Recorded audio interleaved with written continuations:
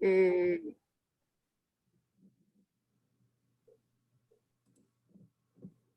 el Estudio Nacional de Agua, el estudio de los acuíferos, el Plan Nacional de Desarrollo que habla sobre las... Igual que el sistema de speaker altavoz. Por favor, cerrar micrófonos.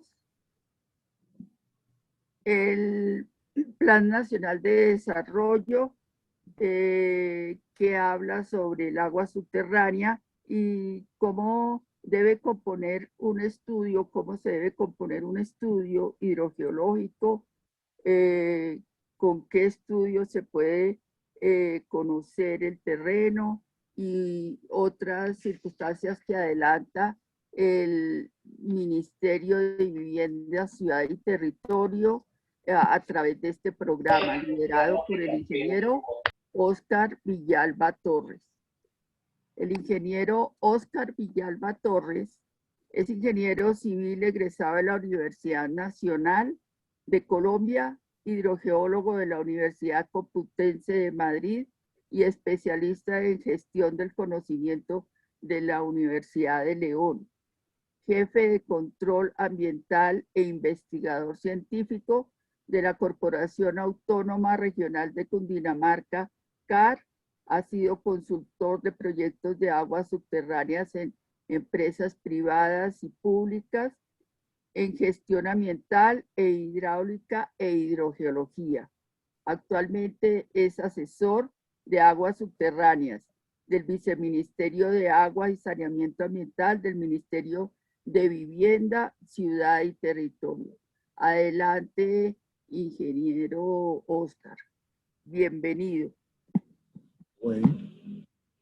Bueno, buenas tardes para todos y me place mucho pues la vasta asistencia, lo cual muestra un poco ya en cierta forma la confirmación del interés que hay sobre las aguas subterráneas y la posibilidad de usarlas dentro de un sentido de desarrollo sostenible, pues como es lo que se está estilando en el momento actual. Por otra parte, quiero dedicar esta conferencia a dos personas muy ligadas al trabajo ambiental y de aguas y que hoy no están con nosotros. Entre ellas, mi esposa, que era una bióloga, Margarita Génico, trabajadora de mucho tiempo en los páramos, en su delineamiento, en su conservación. Y entonces este es un homenaje en parte a ella. Y también al doctor Eufrasio Bernal, que también falleció recientemente y era el presidente de las Academias de Colombia y pues tenía digamos, un gran sentido de trabajo sobre este aspecto del conocimiento, la ciencia y las aguas subterráneas. Bueno, entonces ahora, dicho esto, sí pasamos a la conferencia en sí. Y voy a tratar de hacerla, digamos, sin que falten los elementos, bastante concisa y en cierta forma rápida. Y al final, entonces, podrían hacerme las preguntas y por otra parte, los podrían ir poniendo en el chat para no olvidar, pues, algunos detalles y, pues, podamos resolverlo. Pues no soy la persona que me las sé todas, pero, pues, hay muchas personas de experiencia que están participando que de alguna manera también podrían ayudar en este complejo problema de las aguas subterráneas. Bueno, digamos que,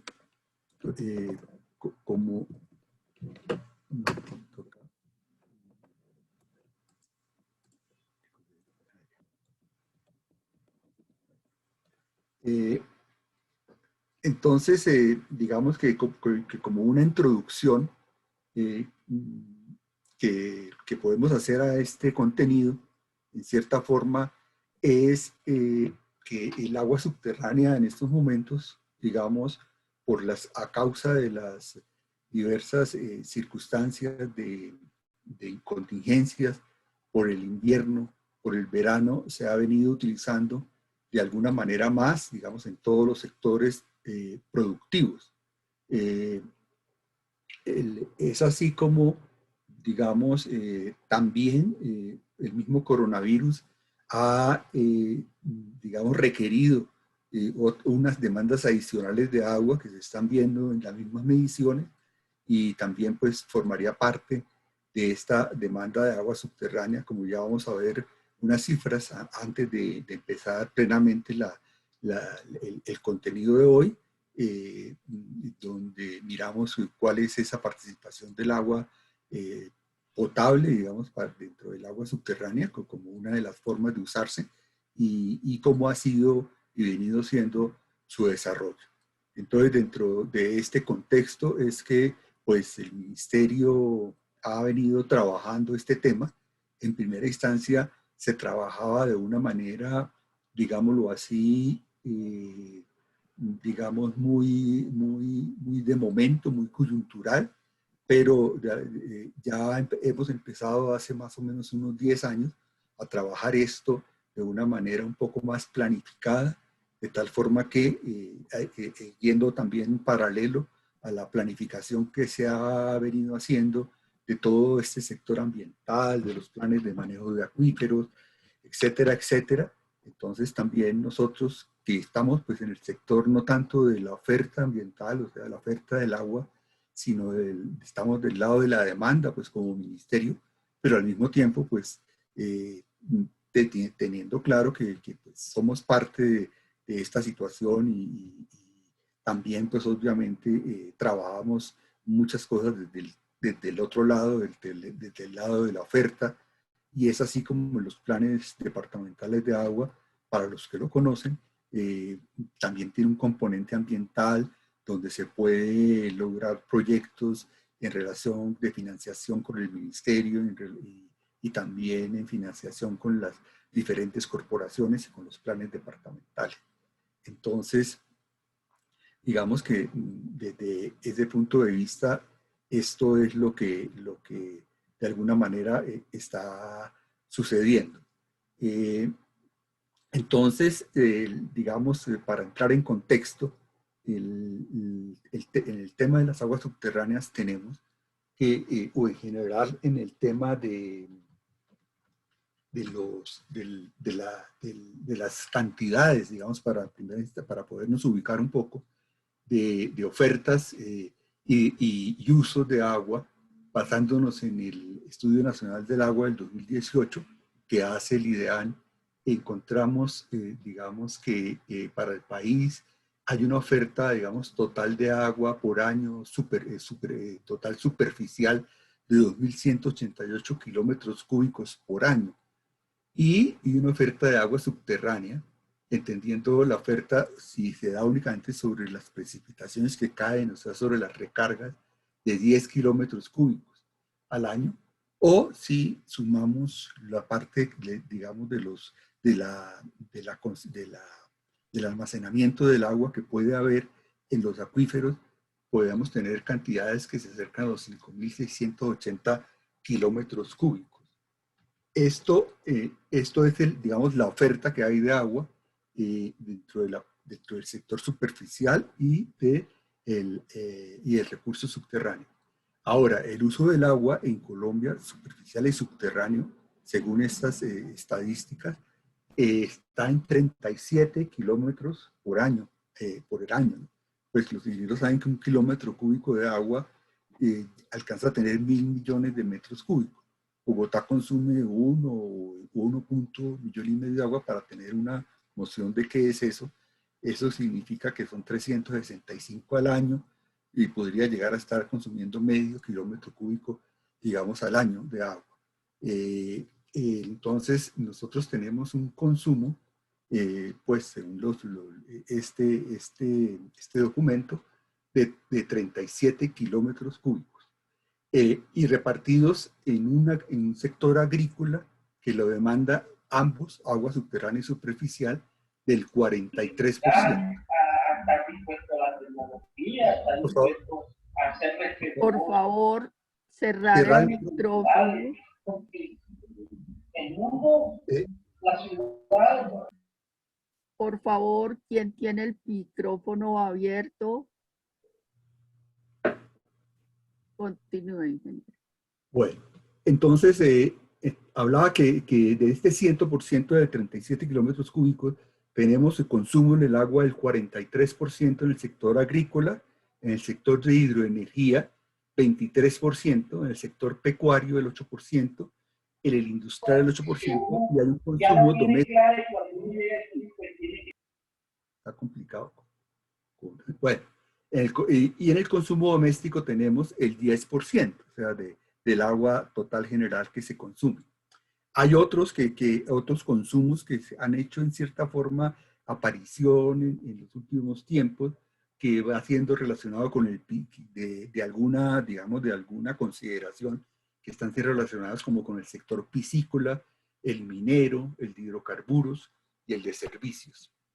Bien, si esto es la parte general, ya acercándonos al agua subterránea, el agua subterránea representa, digamos, en uso de esos 37 kilómetros cúbicos, la parte de agua subterránea es de 4 kilómetros cúbicos que se están consumiendo al año actualmente. O sea, es como el 10% de lo que hablábamos de todo el total. Y de esos 4 kilómetros de agua subterránea que se están consumiendo por año, tenemos en el sector agrícola el 66% de la demanda, en el industrial el 22%, en el consumo doméstico tenemos el 10%, o sea, de ese 4 kilómetros cúbicos tenemos el 10% en el consumo, digamos, del agua potable, y otros que también, pues en este caso vienen siendo el piscícola, el pecuario y otros. Y esto, digamos, va teniendo cierta tendencia, como se dice en los valores, al alza, ¿no?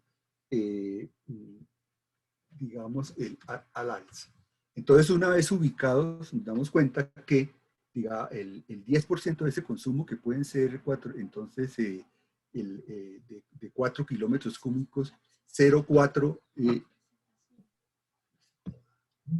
4 kilómetros cúbicos, tenemos el 10% de esos 4 kilómetros cúbicos que serían más o menos el porcentaje de esto, digamos 0,4 kilómetros cúbicos, o sea, sería 400 millones de metros cúbicos que se están consumiendo por efectos de el agua potable. Esto Ingeniero, porque... Señora. ingeniero Oscar, perdón, la presentación no está corriendo. No, estamos quietos por ahora, doctora. Ah, bueno. Estoy en la introducción, perdón, es que Bueno, ya entramos en terreno. Entonces, bueno. ese es el contexto que tenemos para entrar a mirar ya la parte de la presentación. Entonces, lo que vamos a ver hoy es cómo dentro de ese contexto del agua potable, que generalmente pues es un agua que pues pasa a través del control del Estado, de financiación del Estado, etcétera, etcétera. Entonces, y a través de unos proyectos, entonces, en la medida en que esto se ha ido agrandando y las posibilidades de que se vaya haciendo más uso de esta agua subterránea, por lo que les hablaba anteriormente, entonces entramos ya en el terreno de la elaboración de las normatividades que vienen desde mucho tiempo, pero otras nuevas, y las viabilizaciones, cómo se están haciendo también, de acuerdo a algunas viabilizaciones, experiencias que se han presentado y el seguimiento. Entonces, ahí tenemos, digamos, hablamos como del contexto de cómo se está moviendo este asunto de la oferta y el uso de las aguas en general y de las subterráneas.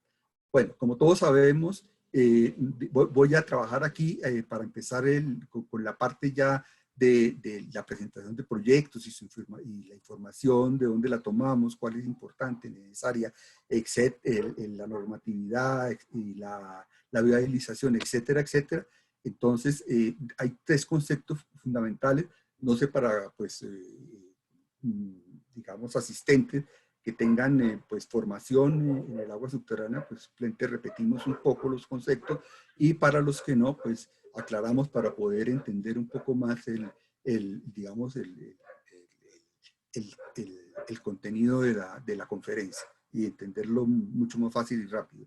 Entonces, aquí hay tres conceptos importantes, que es el ciclo hidrológico, el concepto de aguas subterráneas y el concepto de acuíferos.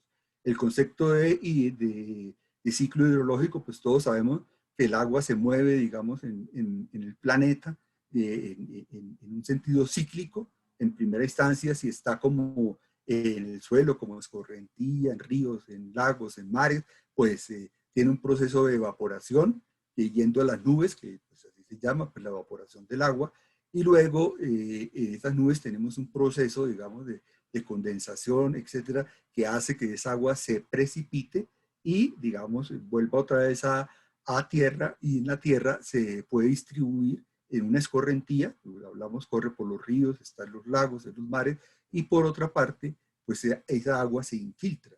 Entonces ese es el eterno proceso que vivimos de que el planeta es planeta en cierta forma, y así es como se está moviendo el agua. ¿Aló? Entonces, ese sería el primer concepto, digamos, del ciclo hidrológico. Entonces, el segundo concepto es el agua subterránea. Hablamos que entonces que esa precipitación se parte como en dos, ¿no? La precipitación que se vuelve escorrentía por las corrientes, por los ríos, el agua superficial que queda ahí, y por otra parte hay un agua que se infiltra. O sea que el agua esta que se infiltra es lo que nosotros, y llega a los acuíferos y allí se almacena, y de alguna manera también corre, y de alguna manera se transmite, es el agua que nosotros conocemos como el agua subterránea. Digamos, acá estaría, aquí si tenemos un perfil de un terreno, aquí en la parte azul tendríamos el agua subterránea, porque está como corriendo, digamos, de un gradiente más alto a uno más bajo, a través de todo un sistema que podría ser un acuífero, que ahorita lo podemos un poquito definir. Entonces, digamos que el segundo concepto, digamos, de agua subterránea es ese, ¿no? Es el agua que se nos infiltra del mismo proceso hidrológico y, digamos, va hasta los acuíferos, y allí en los acuíferos se puede quedar, se puede transmitir, correr, o puede inclusive ser extraído, ¿no?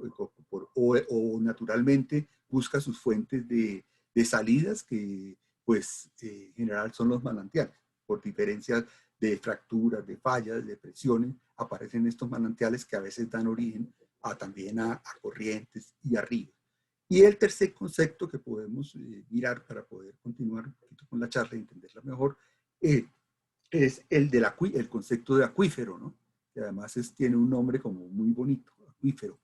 Y que pues mucha gente en realidad pues no lo puede como saber muy bien, pues en el sector popular, etcétera, como que en qué consiste esto del acuífero, e inclusive pues en los sectores de formación profesional a veces no se entiende muy bien qué es un acuífero. Entonces, un acuífero pues generalmente es un sistema, digamos, rocoso, de una formación geológica que permite, digamos, almacenar el agua de alguna forma, que ella pueda circular y ser transmitido, digamos, ese caudal que va por el acuífero.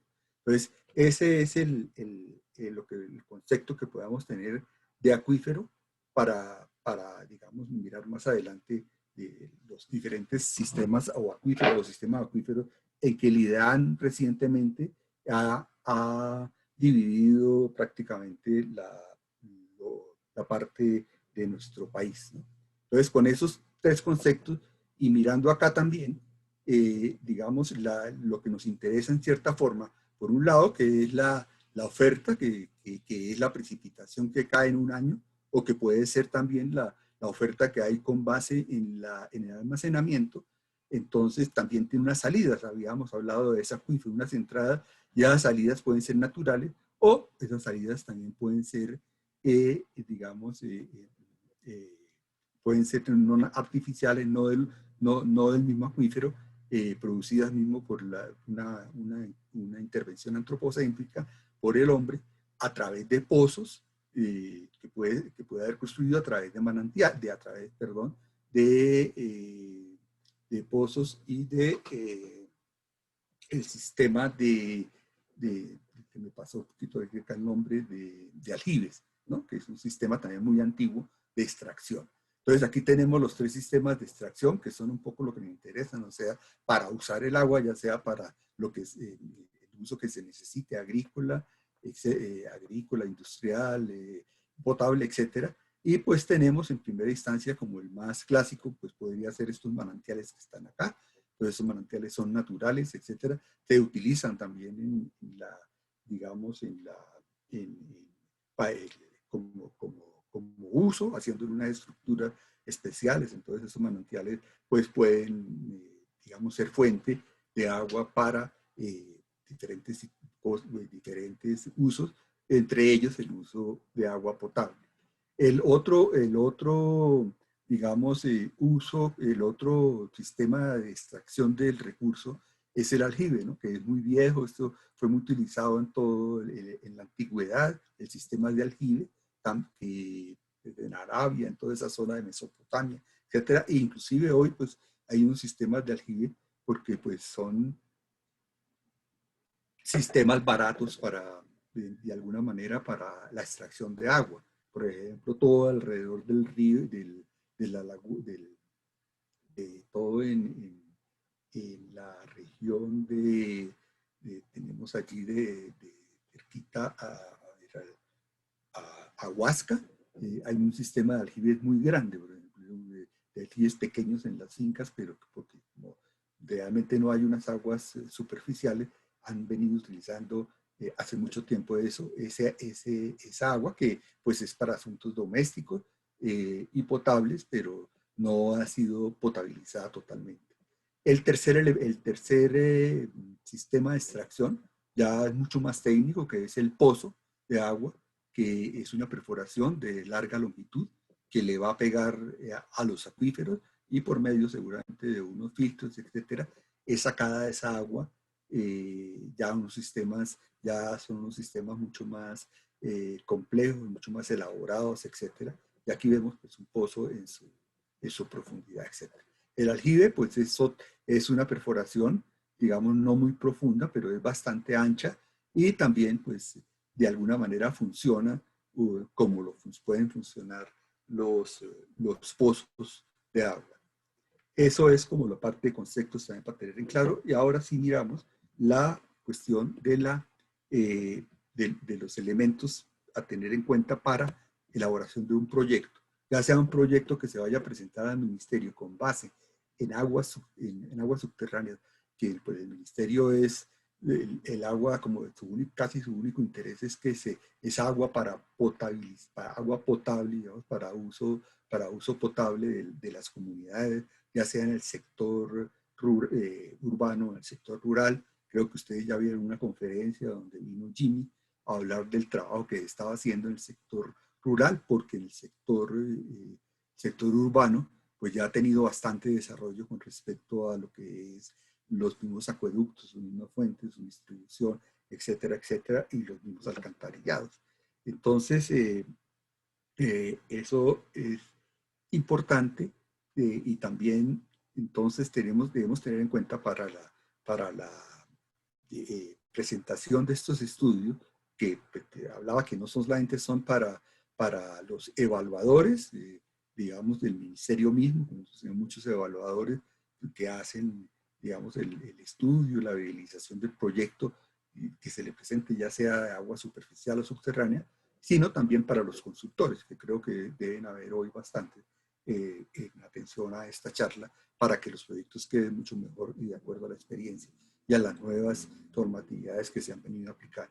Entonces es muy importante para empezar un estudio que cualquier estudio de estos para agua potable, usando como fuente el agua subterránea, pues nos sirva, digamos, como elementos fundamentales mucho los estudios nacionales del agua.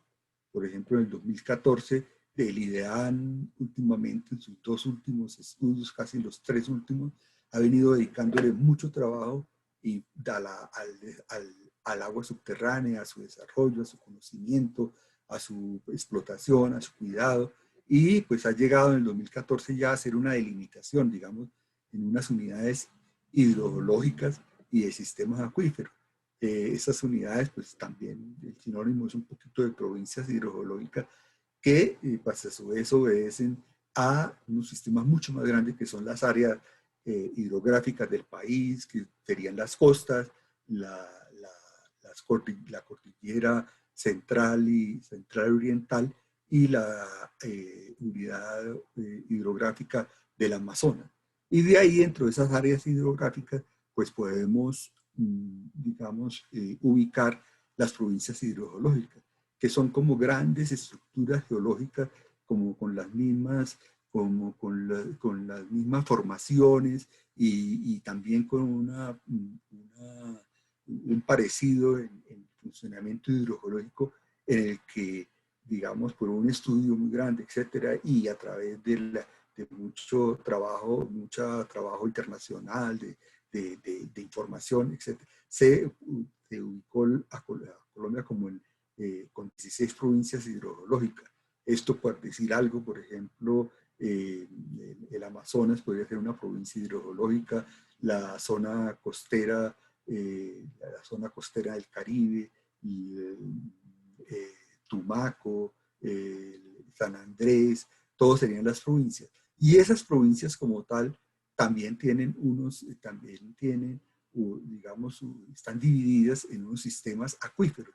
Esos sistemas acuíferos pues son composición puede ser de un acuífero o de varios acuíferos al mismo tiempo.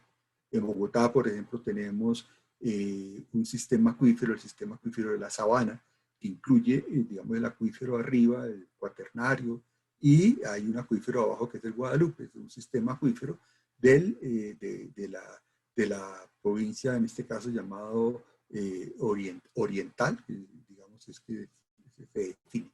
Entonces es importante conocer todo como esta hidrología para ubicarnos de dónde estamos tomando el agua, a qué provincia, a qué sistema, etcétera, para ir con un sentido más de planificación y de orden para trabajar esto y que no se siga como errando, porque es que hay muchos países que han hecho esas explotaciones de los acuíferos y las han hecho así como de improviso por cuestiones que se necesitan de temporada o de una contingencia, etcétera, y no existe como esa planificación. Entonces sí se trata un poquito de voltear esto y saber qué tenemos, qué se puede usar e inclusive planificar, digamos, unos sistemas contra digamos, las mismas contingencias de agua en verano, invierno, etcétera, o temblores,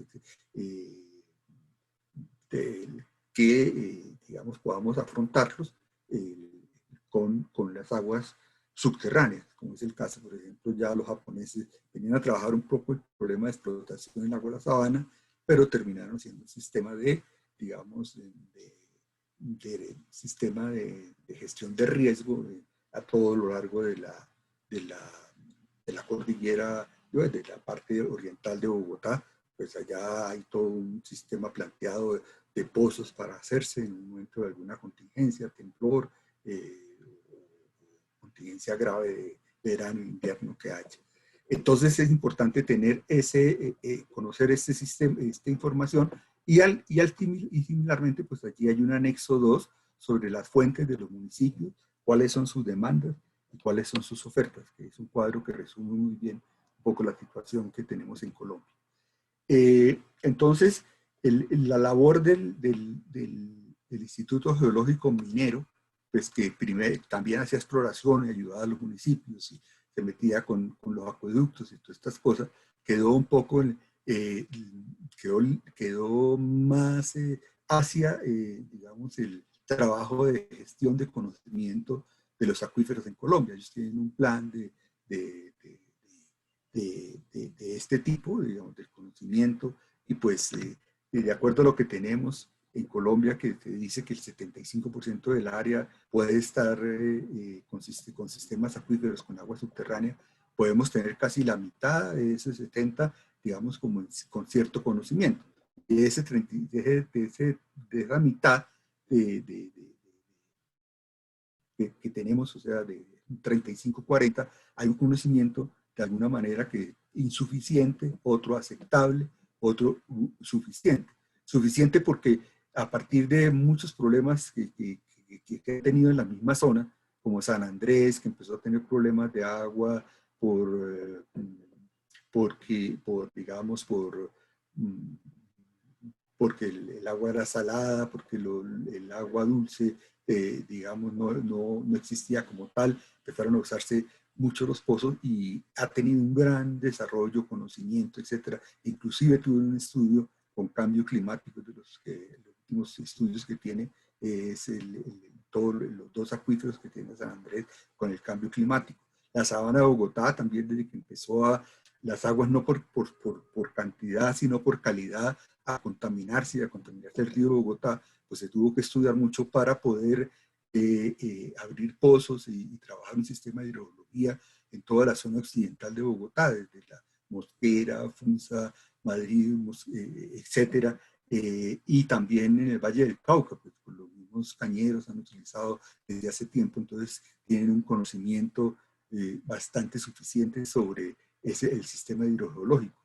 Digamos que también otro es Morroa, Sincelejo, allí en Sucre no existen casi o fueron borradas las corrientes superficiales, y son corrientes prácticamente como de invierno y no más, entonces han acudido y por suerte tuvieron debajo de su suelo un sistema, digamos, de agua impresionante que fue el acuífero de Morroa. Eso es como un descubrimiento casi también que se dio ahora unos 20, 30 años, y sobre eso pues se ha venido prácticamente construyendo todo el desarrollo de esa región y de ese acuífero, que ya pues está llegando a terrenos de sobreexplotación y tiene que presentar otra alternativa a ese sistema de Morroa. Pero precisamente se da porque como única fuente, no ya como varias fuentes, sino como una alternativa mixta, sino como una única fuente, que también pues puede estar pasando en algunos sistemas, en algunas poblaciones, que sea como única fuente.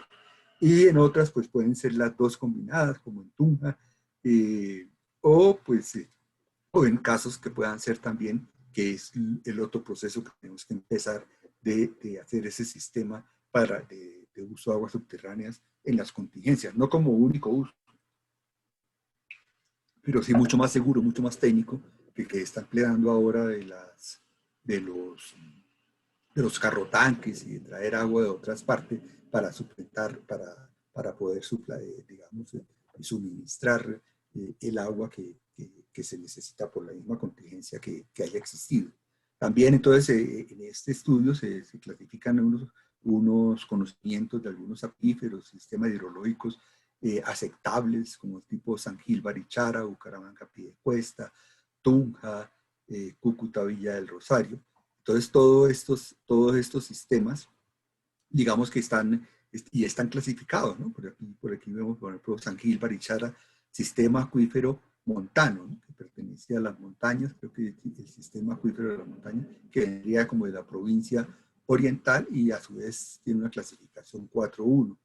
También tenemos lo que pueden ser insuficientes en estudios, por ejemplo, la Mojana, un sistema acuífero, digamos, costero, que se llamaría costero por su cercanía un poco a la costa, con el 2.2, tal vez pertenece a la provincia,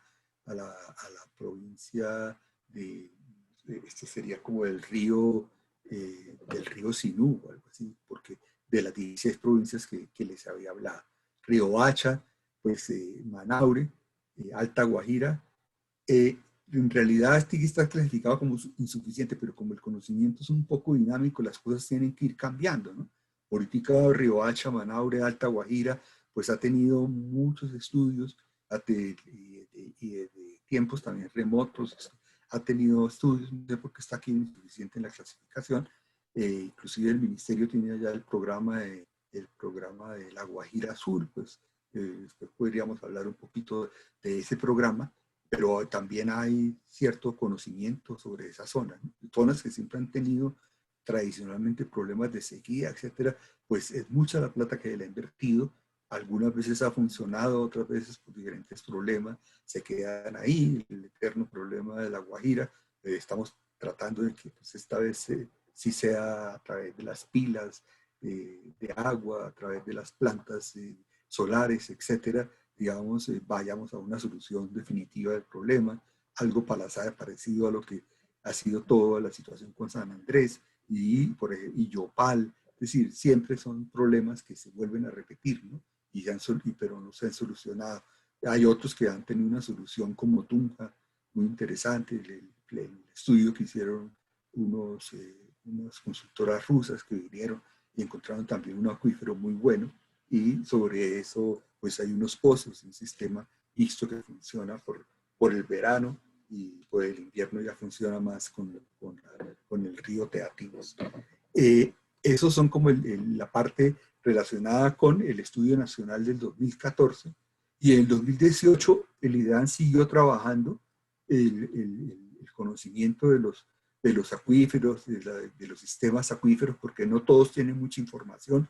Como si ustedes miran esos documentos, pues algunos tienen información sobre recarga, sobre usos del agua, sobre constantes que necesitan que el estudio de los acuíferos, transmisibilidad, coeficientes de almacenamiento, etc.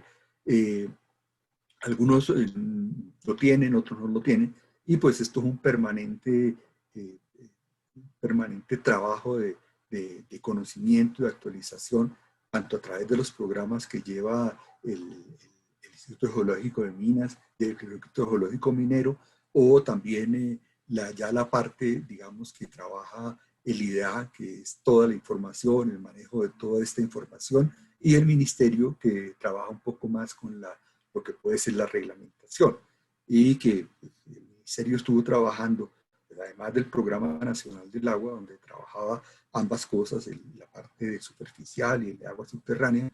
De todas maneras hubo un proceso de un estudio o un proceso del Plan Nacional de Agua Subterránea, que se trabajó como desde 2012, estuvieron participando corporaciones, sector privado, el ministerio, para que ese plan pudiera funcionar y avanzar, y que tuviera una independencia un desarrollo económico por la misma visualización que se le estaba dando al agua y su complejidad y su necesidad. Pero pues el ministerio no aceptó la parte legal, se incluyó ese programa un poco dentro de su trabajo de agua subterránea, pero lo ideal hubiera sido que se hubiera seguido trabajando esto porque tenía una buena dinámica, etcétera. Entonces allí ya pasaron los planes de conocimiento, de manejo de agua, los planes de manejo de acuíferos, etcétera, etcétera. Pero de todas maneras hubo ese trabajo. Entonces el IDEAN también, pues por su parte, ha venido haciendo este trabajo. No sé si hay alguien del IDEAN acá para comentarnos. No sé, en el Estudio Nacional del Agua debería aparecer en el año entrante, el 2022, y qué tipo de trabajo estaría desarrollando. Aquí también empezó a trabajarse mucho la identificación de zonas de recarga, y ya que las corporaciones lo tenían que ir haciendo para la protección de los mismos acuíferos. Y por otro lado también hubo un inventario de los puntos de agua, pues de lo que hay en cada sistema acuífero y en cada región, pues para contabilizar los pozos que hay en Colombia, que pues algunos dicen que llegan del orden de 80.000 a 100.000 pozos en nuestro país. Entonces, esto fue como otro de los avances que hubo, que también hay que tener en cuenta para los mismos proyectos que se hacen, que se presentan. Y finalmente el ministerio, con esta información, etcétera, y como allá se trabaja más, no tanto por los acuíferos, ni los sistemas, ni las provincias, sino por el plan departamental. Entonces se agruparon, digamos, los acuíferos, los sistemas acuíferos de acuerdo al departamento con dónde estaban, y pues tenemos se hizo este cuadro donde pueden estar los diferentes sistemas. Por ejemplo, aquí está Leticia, ¿no? En primera estación no se ve porque es un corte del Excel.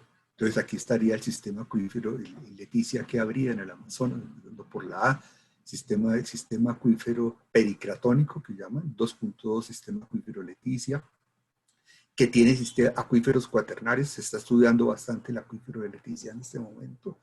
Creo que ha hecho un estudio el ministerio, y nosotros también, pues colateralmente vamos conociendo mucho de estos estudios, porque pues a veces se hacen por la necesidad de tener pozos y pues de acceder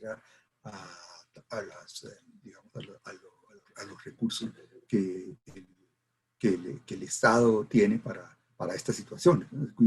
Acuífero terciario superior de Amazónico. El tipo la libre es multicapa, el área, bueno, tiene otros datos ahí, y así sucesivamente, ¿no? Aquí tenemos seguiría Arauca, sistema acuífero de Arauca, Arauquita, y que tendría también otro de no referenciación.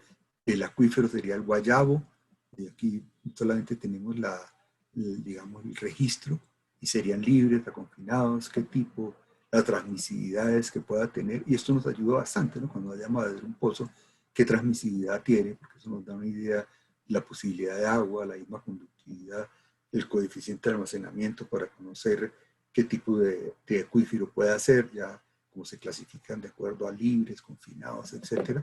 Y así seguimos, ¿no? Por ejemplo, aquí tendríamos ya Tucre, Sincelejo, Betulia, La Mojana, etc.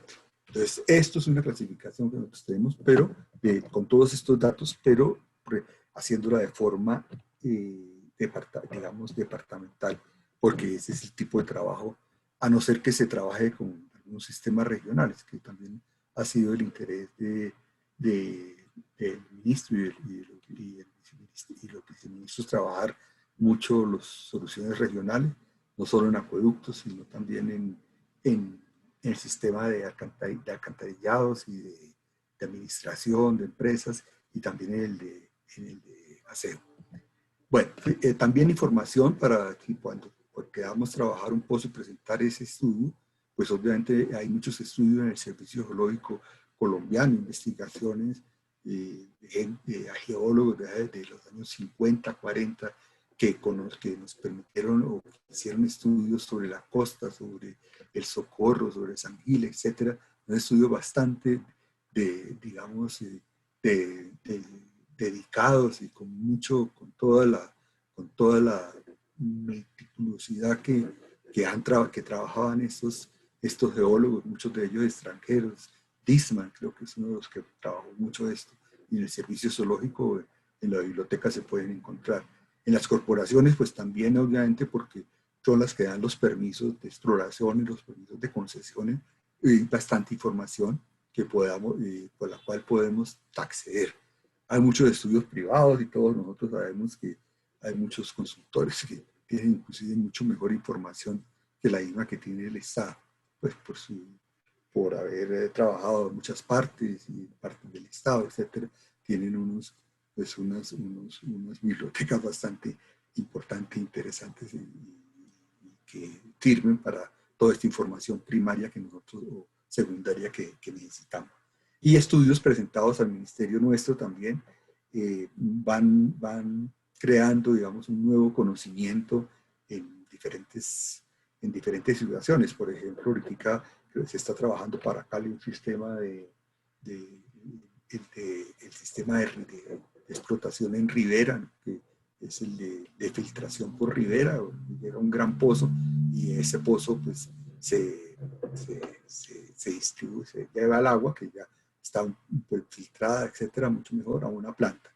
Todo sucede en Cali, en el río Cali.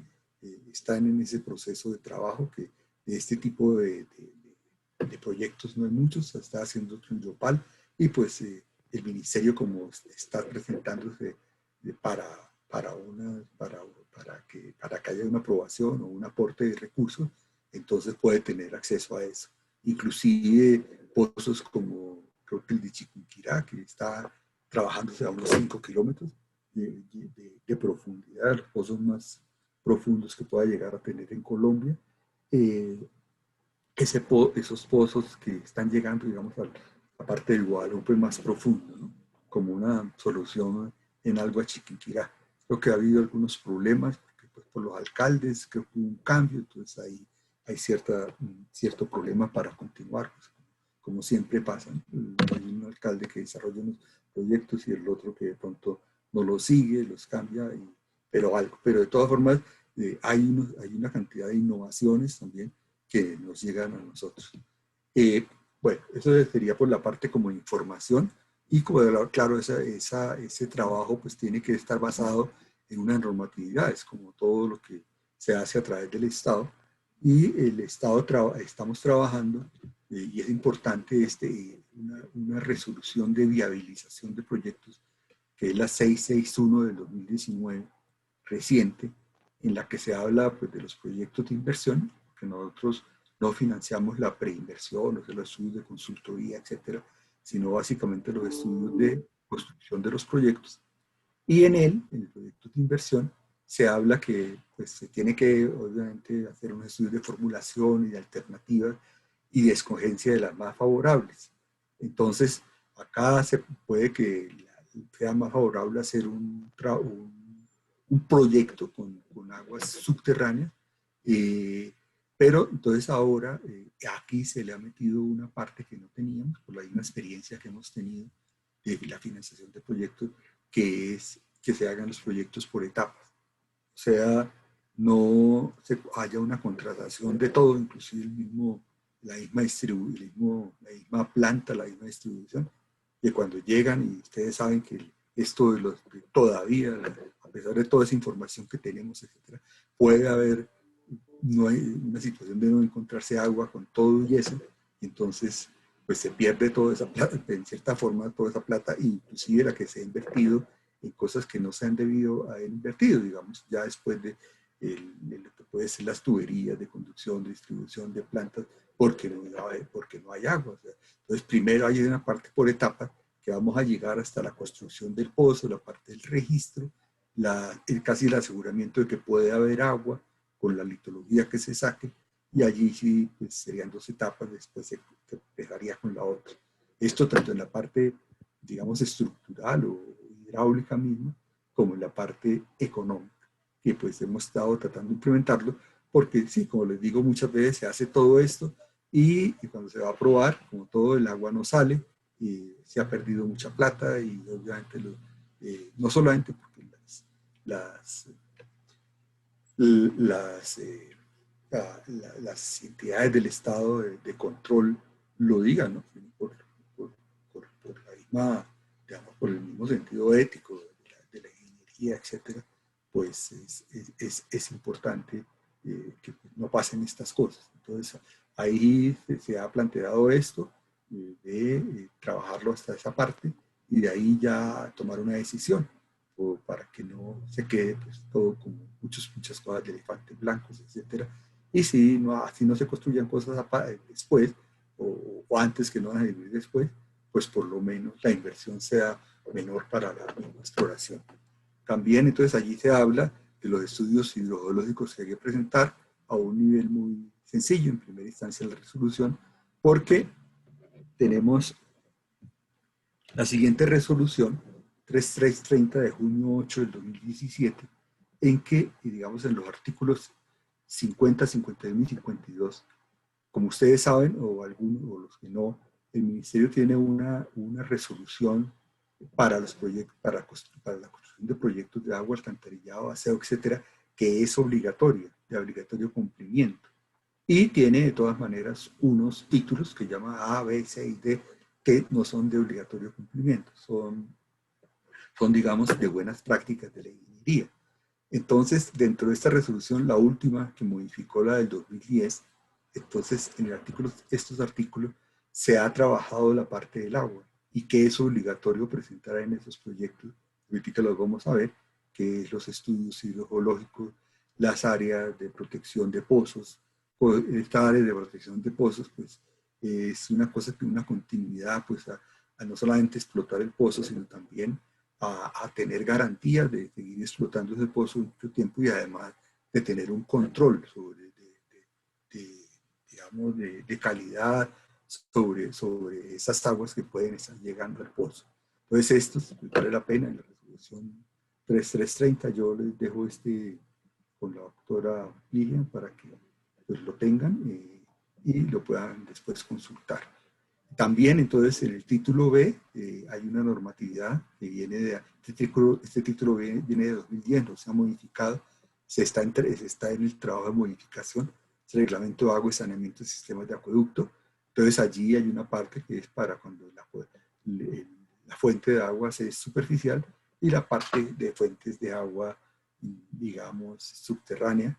Y allí pues está también ya toda la normatividad sobre cómo construir el pozo, también con algunas ayudas de normas técnicas de CONTED, ya en el desarrollo de la construcción y de la operación del mismo pozo. 5, digamos, pero en la parte entonces este título B habla también de, pues nos vamos a la captación de aguas subterráneas, entonces allí nos dan una guía bastante sobre cómo trabajar esto a nivel de buenas prácticas. Finalmente, en el Plan Nacional de Desarrollo, en el último plan, hay un acuerdo sobre los servicios públicos, que habla, pues ya como habla, para colocarnos un poco como con el tono de la época y las situaciones, potenciar el uso sostenible de agua subterránea como fuente de abastecimiento de acueductos, ¿no? Pues esto está en el plan, pues es importante que ya llegue allí.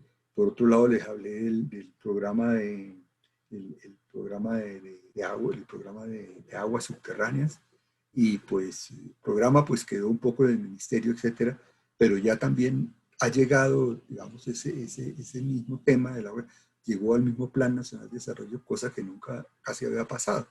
Entonces ya hay esa también importancia, y pues esto es pues, digamos, es una buena base para, digamos, el impulso de acueductos que tengan como fuente de abastecimiento el agua subterránea, eso sí, pues de manera sostenible, y que también sostenible no solamente antes, sino después durante su operación. Finalmente, a ver, en la parte, entonces tenemos acá, ¿sí? En la normatividad, esta es la normatividad del ministerio a la que hay que trabajar. Esto pues obviamente está complementado con una normatividad en pozos, pues la que tienen las corporaciones, la que tiene el ministerio para sacar los permisos para exploración, sacar los permisos de concesiones, que pues allí se trabaja en el título reglamento de agua, se dice pues que para hacer un pozo, entonces también ese debe ir ya con el permiso de exploración para, o sea, poderlo perforar y poder seguir en el proceso si es afirmativa la existencia del recurso, tal y como se quiere, pues, seguir adelante. Entonces también existe esa otra normatividad. Y nosotros, por otro lado, pues hemos desarrollado una más que todo relacionada con unos buenos estudios hidrogeológicos y unas buenas definiciones de perímetros de protección de los pozos. De acuerdo pues a lo que está pasando también, pues estamos de acuerdo con el mismo desarrollo, pero hay que defenderse también de muchas cosas que puede producir ese desarrollo y que tener mucho cuidado, ¿no? Lo que pasa en la Guajira, que se explota, pero digamos, si no se compensa un poco con el cuidado de estas formaciones hidrogeológicas o acuíferas, pues vamos a tener problemas. Y lo mismo con lo que se viene con la minería y con lo que se viene con la posibilidad de las explotaciones petroleras, de la explotación de los yacimientos no convencionales, pues, o el fracking que llaman, etcétera, etcétera. Entonces, eso sería la parte de normatividad. Y pasando a la viabilización, pues son los estudios hidrogeológicos que como dice el artículo 50, pues se deben, digamos, se deben hacer de alguna manera, teniendo la información secundaria, pudiéndola presentar, y trabajar con mucha de esta información, que pues en primera instancia es como de factibilidad, es una información, es un diseño, digamos, como de aproximación, unos prediseños, porque ya los definitivos se pueden hacer cuando, digamos, tengamos las constantes geohidráulicas precisas a través de la prueba de bombeo, etc.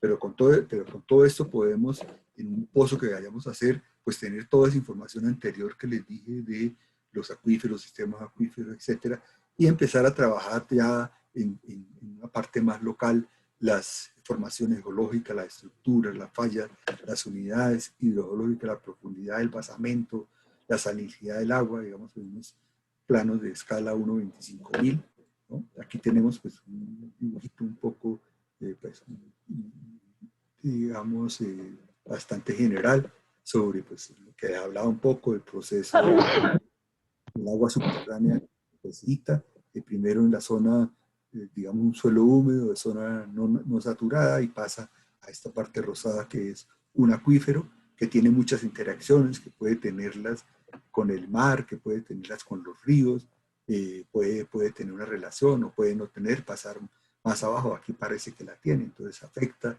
de las extracciones de agua que pueden haber. Entonces todo este tipo de las fallas que pueda haber en cualquier sector, todo eso tenerlo muy claro en cuanto a lo que hace la geología y la geofísica como tal.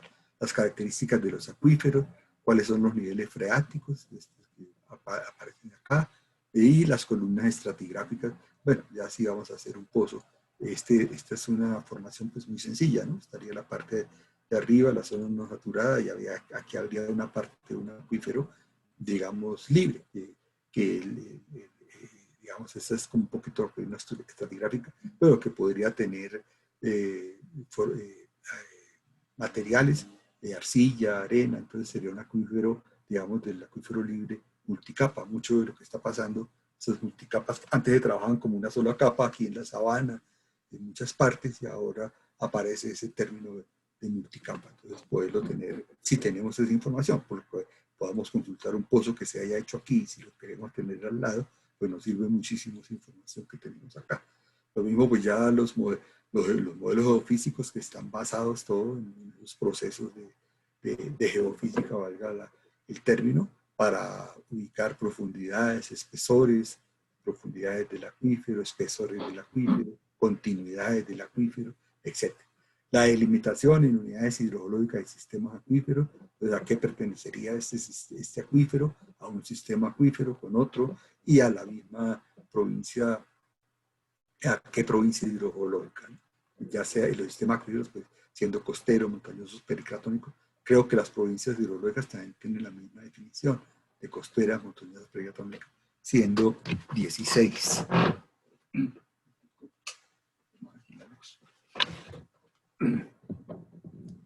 También tenemos que, digamos, recoger toda esa información hidrológica de recargas, descargas, la determinación a través del análisis hidroclimático, lo que hablábamos un poco del ciclo hidrogeológico, la precipitación, con los datos que haya, que podamos trabajar, la escorrentía, temperatura, evaporación, humedad, caudal, para poder hallar recargas, ¿no?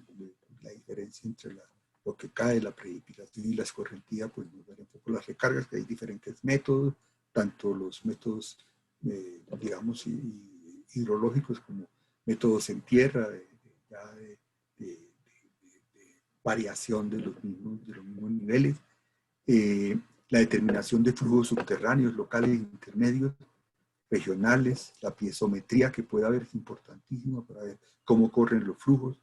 Esta piezometría es bastante importante también para calcular, vamos a ver un poquito más adelante, las áreas de protección de los pozos, ¿no? Porque la velocidad depende mucho de la velocidad del agua para llegar de un punto no contaminado a uno no contaminado, depende de estas diferencias de nivel de las mismas cotas de agua, que reflejan un poco las mismas diferencias del terreno, y digamos también las características de los flujos, ¿no?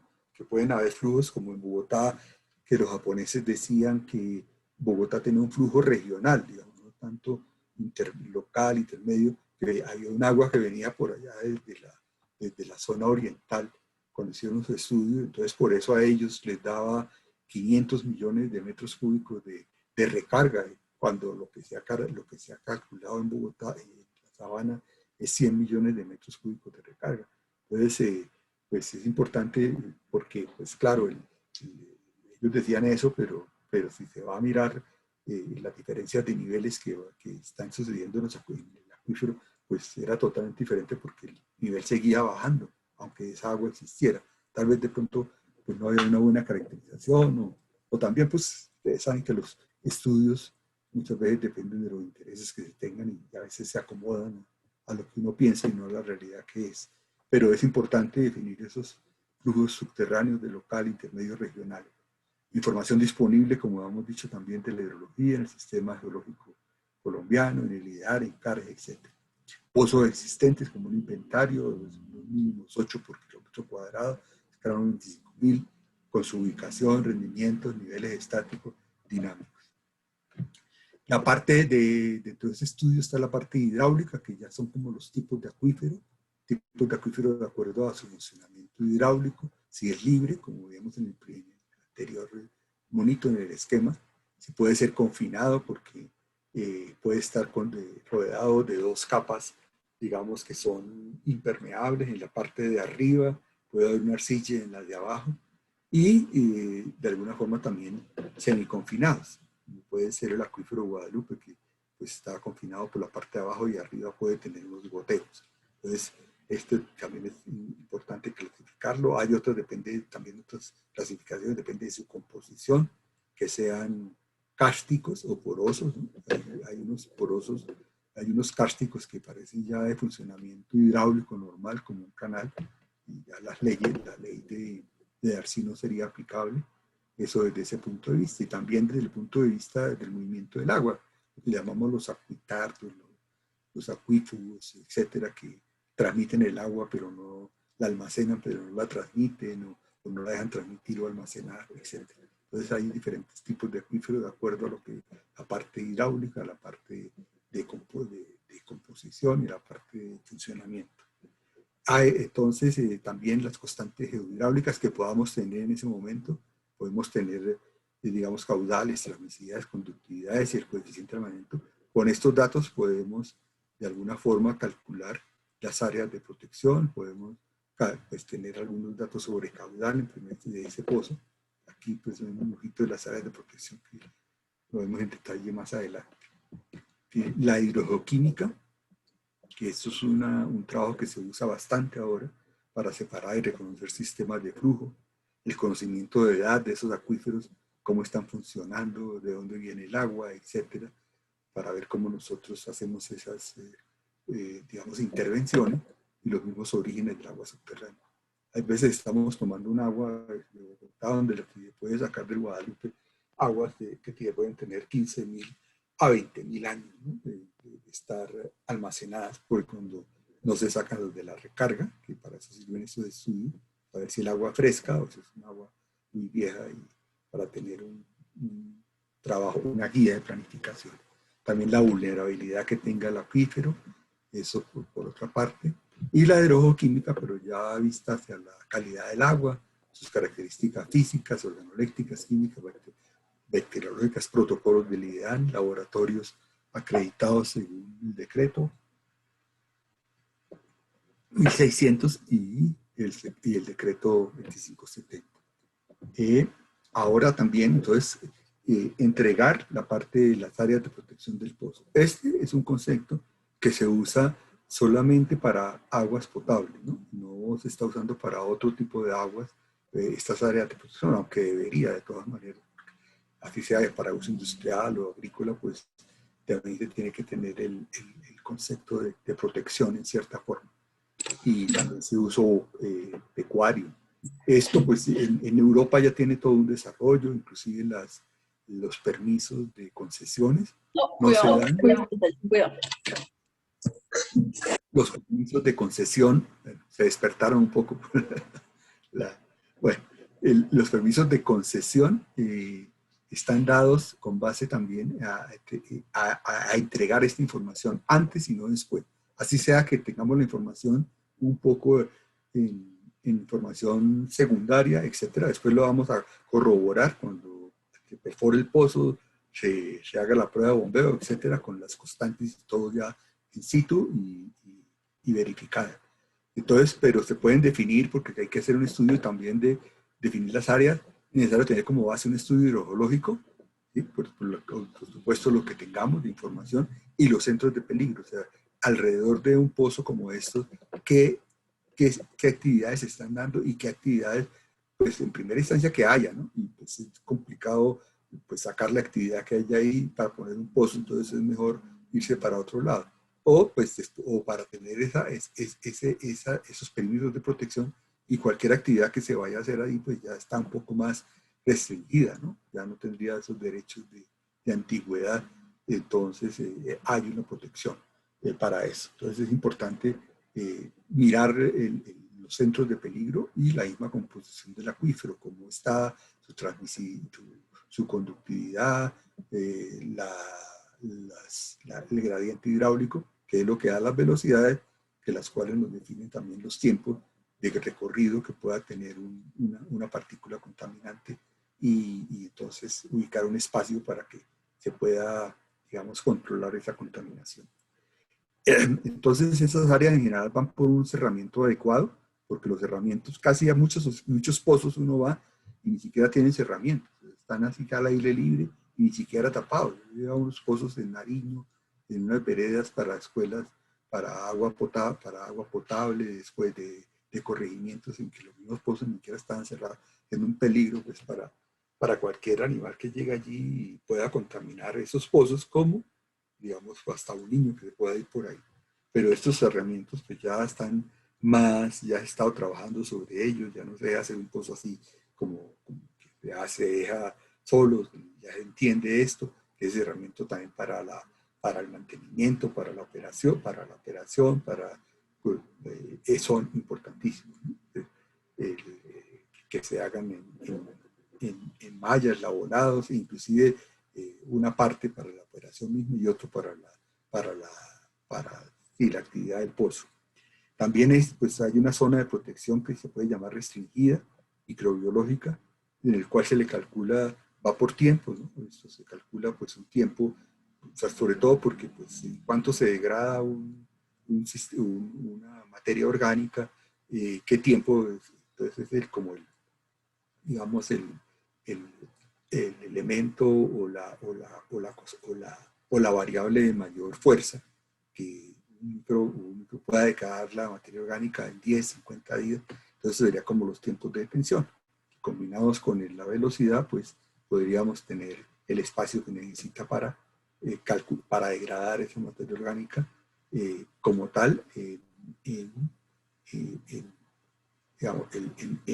teniendo unas condiciones de velocidad que las da el mismo acuífero, pues la misma formación geológica. Y una zona de protección ampliada, que esto es para ya procesos más complejos de contaminación, dilución y control. Pueden ser procesos químicos, petroleros, en que la degradación de esa materia se demora mucho tiempo.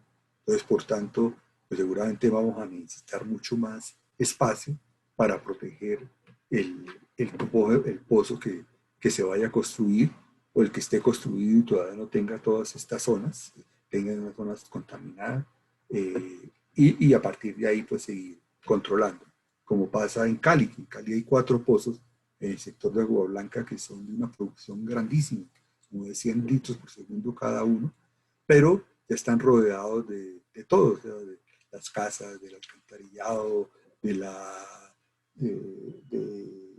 estaciones de gasolina, etcétera, que pues ya hay un riesgo, una amenaza bastante grande. Sin embargo, pues todavía se pueden seguir marcando algunas áreas de protección allí a partir de lo que hay y que no, digamos, sea más el riesgo que pueda existir.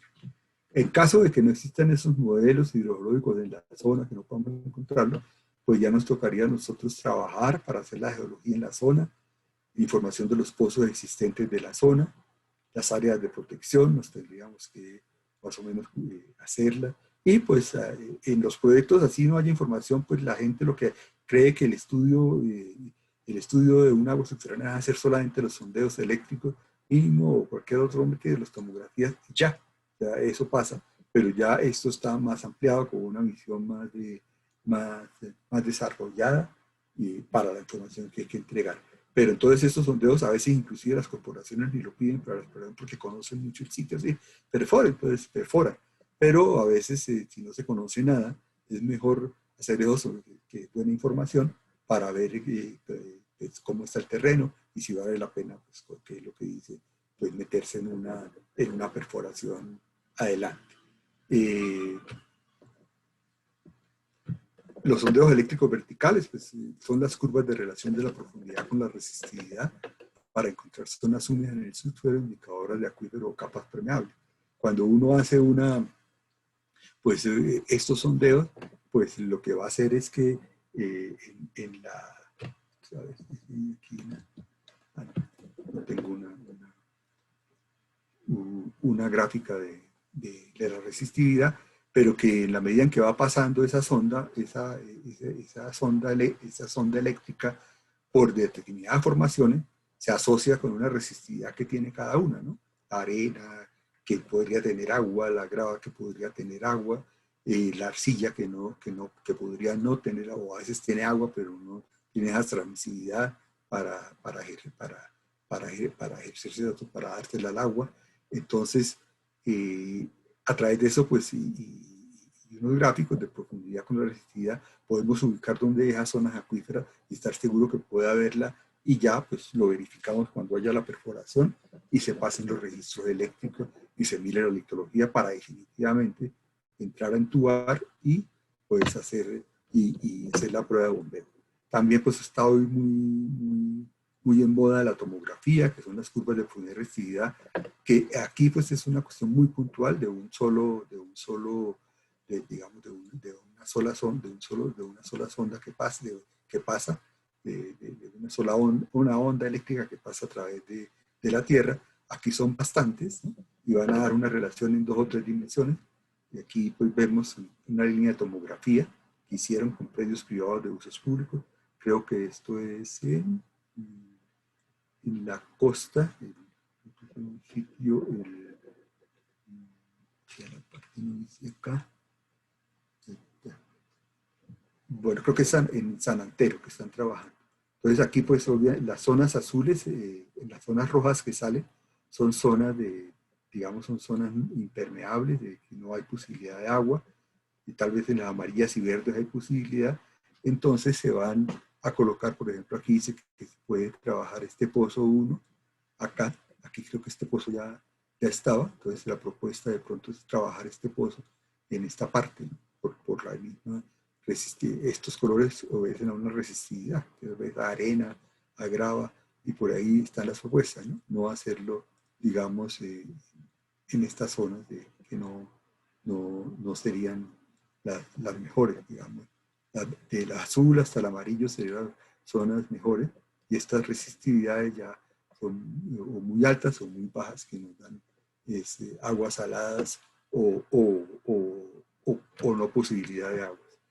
Bueno, entonces una vez visto todo este proceso y vemos la posibilidad de que haya agua, pues en la evaluación misma que se está haciendo, ya con toda esa información, entonces, y después pues obviamente ya con los permisos se hace la perforación del pozo, y ustedes saben que pues la perforación, ya al final de la perforación, pues, los que han trabajado en esto, hacen un registro, en la misma construcción, tal vez guiada por las guías de CONTEP, por el título B, cómo trabajar digamos, la perforación, qué tipo de perforación, etcétera, cómo se maneja eso, inclusive desde el punto de vista ambiental, de control,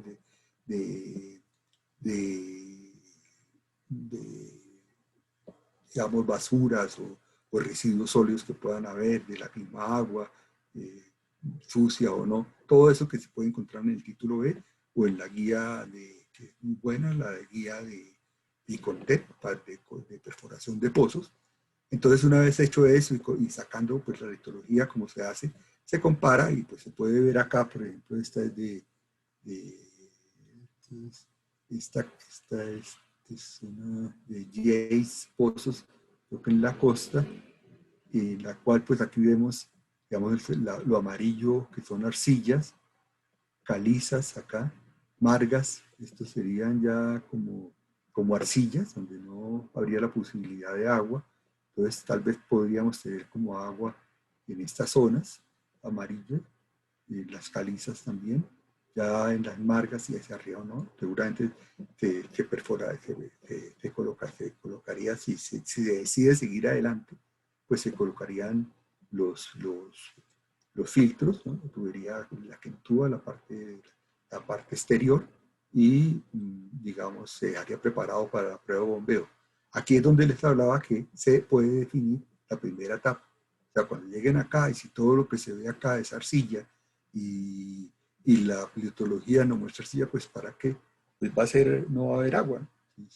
Todo así como dicen, es pato con la cola, los pies, es pato, no, esto es arcilla, la litología, etcétera, y en una concertación entre interventoría, el constructor y tal vez las corporaciones, pues mostrarían que pues, es inútil poderse hacer un pozo porque no va a salir agua, ¿no? A no ser que se guíe bajo otros conceptos. Entonces, una vez definido que, digamos, el pozo se va a hacer, pues aquí ya hay un pozo que fue, aquí me tomo el atrevimiento de mostrar un prediseño sobre ya toda la información que tiene, el registro del pozo, de la litología que hizo Hidrojocol para un pozo que iba a haber en la parte, digamos que para llevar agua, la parte de abajo de Anolaima, etcétera, pero que se pensaba hacer ahí creo que sobre Faca, o el municipio que queda contiguo a Faca o acá, y pues iba a tomar agua de la parte de abajo, Planes, Arenisca, porque la parte de arriba, pues la propuesta era no tocarlo, porque ya hay mucha explotación aquí, el cuaternario, por toda esa sobreexplotación que tuvo esa zona y todavía la tiene, de pozos, aunque ahora el acueducto como ha llegado ya con el agua superficial allá, pues han parado los pozos y están en recuperación en cierta forma. Entonces se planteaba hacer, ¿no? Un pozo hasta 800 metros cúbicos con sus filtros, etcétera. Entonces ya, pues en este caso suponiendo que sería el pozo que sería el prediseño, con sus sellos, etcétera. Entonces se haría, pero pues, en la realidad no se hizo. Pero suponiendo que pues, se hubiera trabajado ese pozo, entonces una vez ya está el pozo listo, entubado, pues nos vamos a hacer las famosas pruebas de bombeo, que es un pozo de bombeo que se hace con unos pozos de observación al lado, en el cual pues vamos a tratar de mirar en la medida en que bombeamos un agua, a partir de este nivel que es el nivel freático, qué tiempos, y con una relación de tiempos y profundidades que vamos midiendo, vamos anotando. Entonces, tanto para este pozo como para todos los otros pozos, para después pues, entrar a unas gráficas digamos, mirar y poder con estas gráficas y si requiere alguna fórmula, y calcular, digamos, las constantes hidráulicas importantes en esto, que es la transmisividad, el coeficiente de aislamiento, que nos van a permitir mostrar cuando se bombea tanto caudal, un pozo, cuánto baja, hasta dónde va al punto de donde se estabiliza y dónde colocar esa bomba, que no quedemos en el aire, ¿no? Que se baja hasta acá, puede quedar en el aire, y cuánto tiempo podría explotarse con qué caudal, etc. Entonces esa es la relación que tienen un poco todas las pruebas de bombeo. Es decir, en este caso, pues tenemos acá, cuando empieza a bombear, que baja, este pozo baja hasta este, que es lo que llamamos nosotros el nivel dinámico. El estático, el dinámico, aquí tenemos el estático, el dinámico, y pues se va midiendo.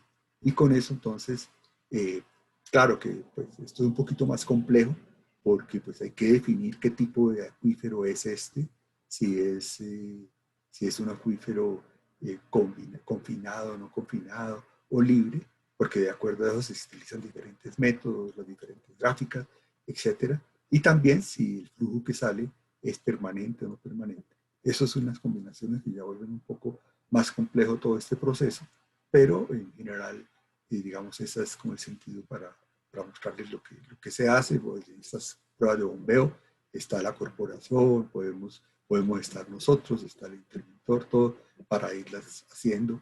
Puede que el trabajo mínimo, unas 24, 48 horas se puede hacer eso, esas pruebas, y entonces ya con ellas, con los métodos que podamos utilizar, el de Jacob, que no necesita usar una cantidad de gráficas y puntos, sino que, digamos, con una sola gráfica puede calcularse la transmisividad, que se calcula de acuerdo al caudal que estuvimos explotando, y ahí con la diferencia de, digamos, en una escala logarítmica de todo un periodo, cuánto baja, cuánto bajó, podemos tenerlo aquí, y aquí tenemos la depresión y aquí el tiempo, entonces medimos la depresión y calculamos la transmisividad en situ, ¿no?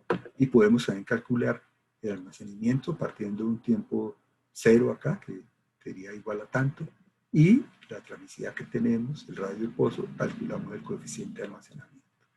También, de otra manera, si no es, porque esto es costoso y casi no se hace, que los pozos de observación,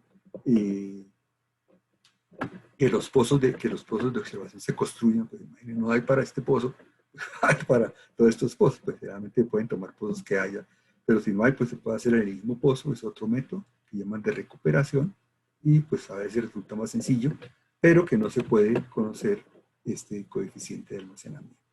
Entonces, una vez uno tengamos estos coeficientes, pues hay una ecuación que se llama la ecuación de producción del pozo, que nos da que el nivel dinámico, o sea, hasta donde baja ese nivel que vimos ahora, es el nivel estático, más B por Q, más C por Q.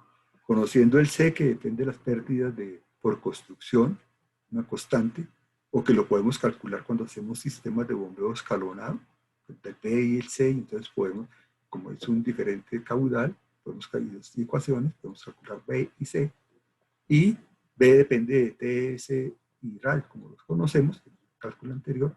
Entonces el nivel estático más esto nos da hasta dónde va a bajar el pozo. Y el B contiene también el tiempo de bombeo, ¿no? Porque obviamente que si bombea 24 horas o 8 días seguidos, pues eso se bajaría mucho más que si bombea 12 y para. Entonces así se toman como las determinaciones de qué caudal podemos nosotros, con qué caudal podemos nosotros trabajar y qué tiempo de exposición podemos definir para la explotación de ese pozo. Y obviamente ya con todos estos datos nuevos, pues podemos volver a revisar lo de las áreas de protección con la misma corporación y de alguna manera con planeación del municipio para hacer un plan de protección de esa misma área, etc. Bueno, esa es la exposición, doctora Miriam. No sé si estuvimos... ¿Aló? Doctora Miriam. ¿Aló?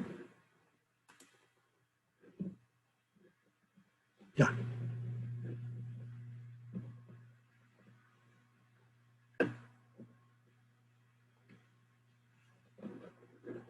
¿Aló?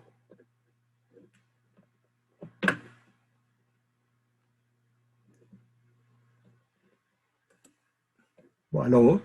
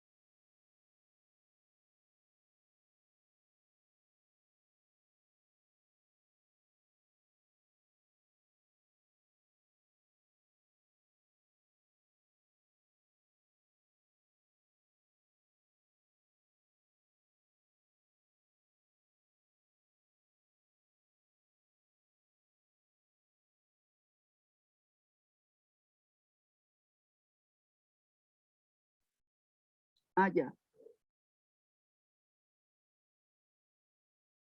Qué pena con ustedes. ¿Ahora sí me oyen? ¿Aló, ingeniero Oscar? Ingeniero Miriam, puede hablar. Sí, doctora.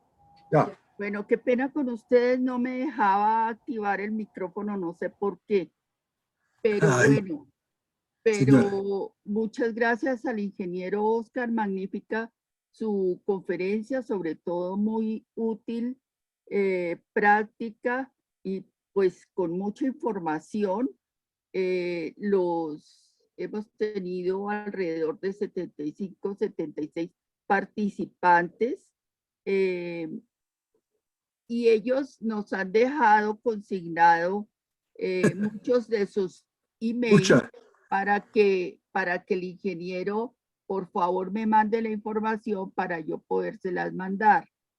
Quiero decirles que en el día de mañana la grabación de la conferencia pues va a estar es en el canal de YouTube de la Sociedad Colombiana de Ingenieros, en el diseño de la divulgación de este evento.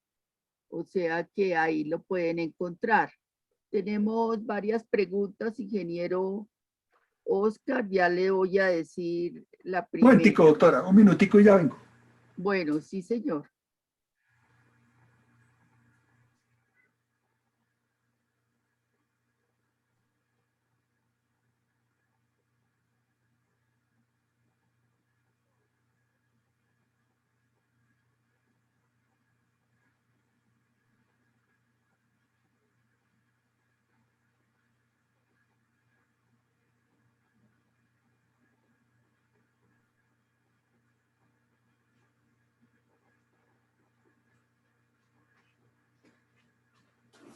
Bueno, doctora. Bueno, voy bajando despacio porque esto se pasa rápido. Hay una no sé si haya antes otra, pero hay una que dice la información disponible de acuíferos en Colombia se encuentra mapeada y georreferenciada. ¿Qué entidades concentran esta información? ¿Es información pública? ¿Existe caracterización de las diferentes cuencas o acuíferos subterráneos? Sí, es que como hablaba en ese punto de la información, qué calidad de información había en Colombia, había una información que decía que era suficiente, aceptable, insuficiente, donde se ha tratado de hacer los estudios. Como en primera instancia la información pues la mantienen, digamos, en Geominas. Ha trabajado toda la parte de exploración, el trabajo de acuíferos. También la mantiene IDEAN y algunas corporaciones sobre el trabajo de estos acuíferos, que eran los textos que yo me estaba refiriendo, que hay que pueden encontrar en el ENA del 2014, del 2018. Y en el ministerio también lo que son las cuencas y los trabajos que no sé, el ministerio tiene por ley que hacer, pues coordinar con las corporaciones los planes de manejo de acuíferos. Entonces allí pues obviamente tiene que haber mucha información, qué tipo qué tipo de planes de manejo se están haciendo. Yo no tengo porque esta parte ya no es como nuestra, ¿no? Pero sí se puede encontrar en el ministerio que se ha avanzado con respecto a esos planes de manejo de acuíferos. Y la información, obviamente, de IDEAN, del Instituto Geológico, de las corporaciones, que pues tiene diferentes tipos de desarrollo y de cantidad de información. Correcto. Dice Sandra Milena Mojica, buenas tardes, me gustaría saber dónde tengo acceso al Atlas Hidrogeológico de Colombia. Esa pregunta es bien importante y unirla con con la que la que traté de contestar, porque es bastante compleja. La que usted Sí, acabó de sí, contestar es del ingeniero Javier sí, Eduardo señor. Sí, Hernández. Sí, sí. Entonces, el Atlas Hidrogeológico de Colombia lo había venido trabajando, o lo ha venido trabajando, digamos, el Instituto, el Servicio Geológico de Colombia. Eh, pero y ahí hay unos mapas muy buenos que se hicieron sobre diferentes puntos, pero no fue completo. Digamos, se hizo sobre la costa, la Guajira, y están obviamente, yo creo que en la biblioteca del Instituto Geológico. No se ha seguido con ese trabajo que yo sepa para completarlo, pero por falta tal vez de información y información de campo. Pero sí, sí está y en algunos puntos, de algunos departamentos, llamémoslo así, al que yo recuerde Córdoba, algo La Guajira, eh, como de ese tipo. Entonces eso es lo que se denominaría el Atlas Hidrogeológico, y a eso se está refiriendo Sandra. ya. Pero ¿hay algún link disponible para bajarla? Sí, yo creo que se puede consultar Eh, a través del Instituto Geológico Minero. Debe estar ahí. Digo, perdón, colombiano, el Instituto Geológico de Colombia, el antiguo en Geomina. Entonces ahí se puede uno meterse en la página y si no, pues toca ir hasta allá a la biblioteca, mirar que la biblioteca debe estar cerrada. Pero sí, yo he conseguido información ahí a través del correcto. IDE geológico. Hay estudios que evalúen interacciones y riesgos asociados a la fracturación hidráulica fracking de la actividad extractiva de hidrocarburos sobre acuíferos. Pues en Colombia no, ¿no? Pero, pero sí hay estudios, digamos, a nivel de Estados Unidos, en la EPA, existen todas esas evaluaciones. Yo no soy muy experto en el tema, porque pues, no se ha dado aquí todavía, pero sí entiendo que si se mete tal vez en la página de la EPA, que controlaba todo este sistema de la fracturación hidráulica, puede haber esa información. Ya.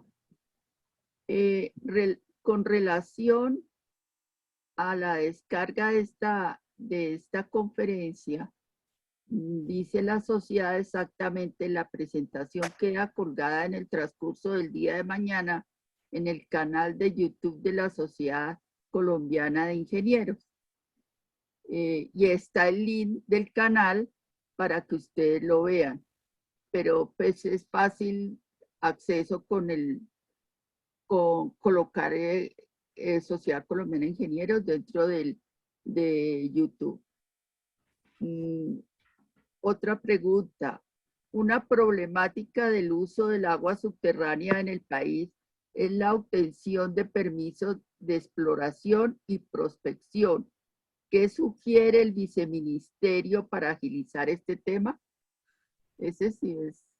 Pues los buenos estudios, más rápido, porque si no se presenta, digamos, las cosas completas y todo, pues las van a devolver. Entonces yo creo que una cuestión es eso, pues precisamente tener la mayor información y que pueda funcionar, ¿no? Porque también las corporaciones pues paran eso por esto.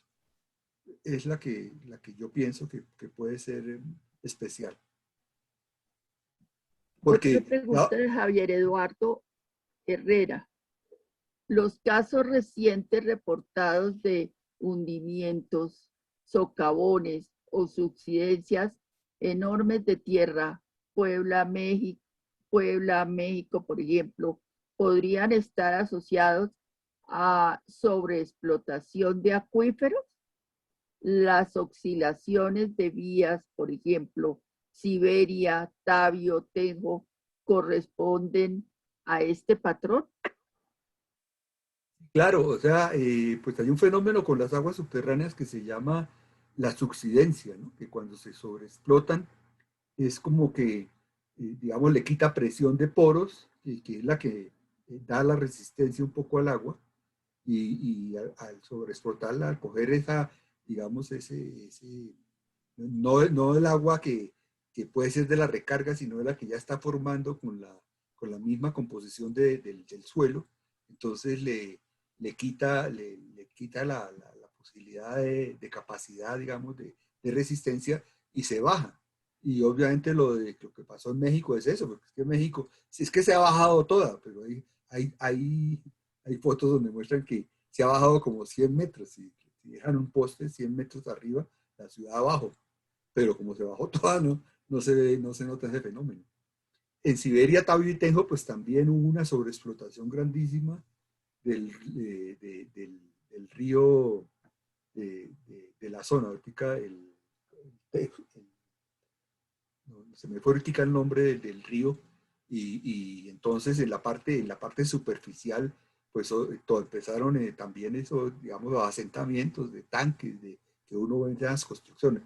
Por eso es que pues hay un debate sobre hasta dónde se debe explotar un agua, si hasta la recarga, como decía yo, que llegaba de la normal, del ciclo hidrológico, o la que ya está componiendo el suelo, porque meterse con esa agua es problemático y va a tener estos problemas. Ya.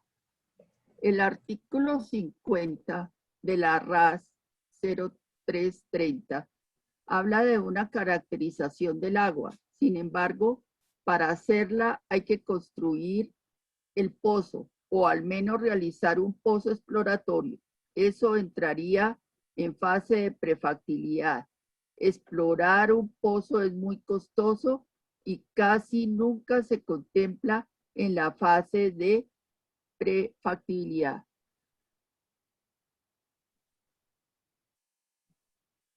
Bueno, es lo que hablamos un poco de la caracterización del agua, de lo que hablamos de tener una información adicional de pozos de la zona, por un lado. Por el otro, con la geoeléctrica, pues se puede un poco definir calidades del agua a nivel por lo menos de la parte de la sal, ¿no? De acuerdo pues como hacen muchos constructores o hidrogeólogos, con la parte de sales, digamos, se puede mirar con la parte geoeléctrica. Sí, claro, y ya definir qué agua sale y en definitiva, pues solamente se puede saber como si hay en el momento en que se perfora y se toma la muestra. Pero sí existen otros, por eso hablamos de dos elementos, digamos, anteriores de conseguir la información, etc. El ingeniero Andrés Gercán San Clemente anexa un archivo sobre el agua, gestión de agua subterránea. No sé si él quiera decir algo al respecto. Para Andrés Hercott, para quien Sí, esté interesado en construir o hacer mantenimiento de pozos profundos, abastecedores de aguas, pues da una información, da eso y da ¿qué? El correo de él, pero no sé el documento, ¿no? No, bueno, tocaría abrirlo para saber de qué se trata. no lo veo. Ah, ya. Bueno, pero ahorita está, yo creo, doctora, que terminemos y después si Sí, lo sí, podemos después hablar. lo miramos.